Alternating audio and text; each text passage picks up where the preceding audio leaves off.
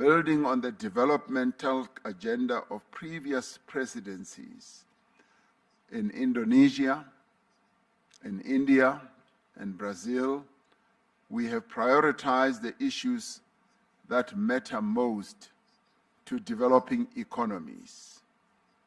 And in executing our task as the G20 president, we learned a lot from what Indonesia did, what India did, and what Brazil did. So in many ways, what we see having unfolded here was based on the foundations that those three countries of the global south put in. Summit has taken place at a crucial time as calls around the world grow louder for progress on the imperatives of our time, to end poverty in all its forms and ramifications, to reduce inequality within and amongst countries, and to take urgent action to combat climate change. This year, we have recognized the growing debt burden that is faced by many developing economy countries as a major obstacle to achieving the Sustainable Development Goals of the United Nations. The G20 has pledged to extend support to low and middle income countries as they confront debt vulnerabilities. Together, we must create a virtuous cycle of reduced debt, higher public investment, and more rapid and inclusive economic growth. When we become more successful, all of us, then the whole world becomes successful. When we began our presidency, we pledged to mobilize the G20 to strengthen disaster resilience and response. Climate-induced natural disasters spare no country. Disasters know no borders. But their toll is heaviest on those without the means to recover and to rebuild. We therefore called on G20 leaders to urge the global community to scale up post-disaster reconstruction. In this regard, South Africa introduced the high-level voluntary principles for investing in disaster risk reduction and encouraged international collaboration to strengthen investment in preventing and responding to disasters. We've made progress in mobilizing finance for a just energy transition. Climate change touches every nation, but it impacts on everyone unevenly.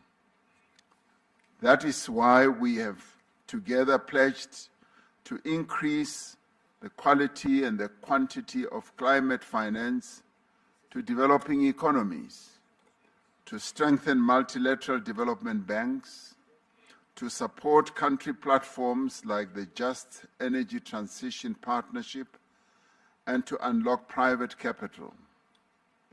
We reaffirmed our dedication to energy security, affordability and universal access, and the importance of supporting developing economies in their transition to low carbon emissions. We recognize the need for deep, rapid, and sustained reductions in greenhouse gas emissions and the need to substantially scale up investment and climate finance from all sources. During this summit, we reaffirmed our support for the G20 Critical Minerals Framework, a cooperative blueprint to ensure that critical minerals resources drive prosperity and sustainable development across the globe. Our presidency coincided with the end of the first cycle of the G20 presidencies. Following the mandate given to our presidency, at the 2024 Rio de Janeiro summit, we undertook the G20 at 20 review, drawing on the diverse perspectives of participating members and guest countries as well. It is our hope that the recommendations of the review will serve as a helpful guide for the G20 to ensure that it remains fit for purpose in an ever-changing world.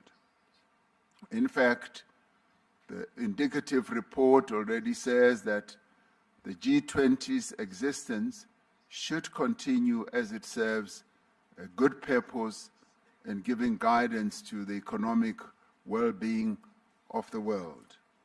At the heart of our presidency lies a conviction that the G20 must act boldly and act together to create an environment of inclusive growth, an environment of reduced inequality, an environment which will support sustainable development. South Africa has used this presidency to place the priorities of Africa and the Global South firmly at the heart of the G20 agenda. Building on the developmental agenda of previous presidencies in Indonesia, in India, and Brazil, we have prioritized the issues that matter most to developing economies. And in executing our task as a G20 president, we learned a lot from what Indonesia did, what India did, and what Brazil did. So in many ways, what we see having unfolded here was based on the foundations that those three countries of the Global South put in place. The G20 South Africa Summit Leaders' Declaration is more than words. It is a commitment to concrete actions that will improve the lives of people in every part of the world.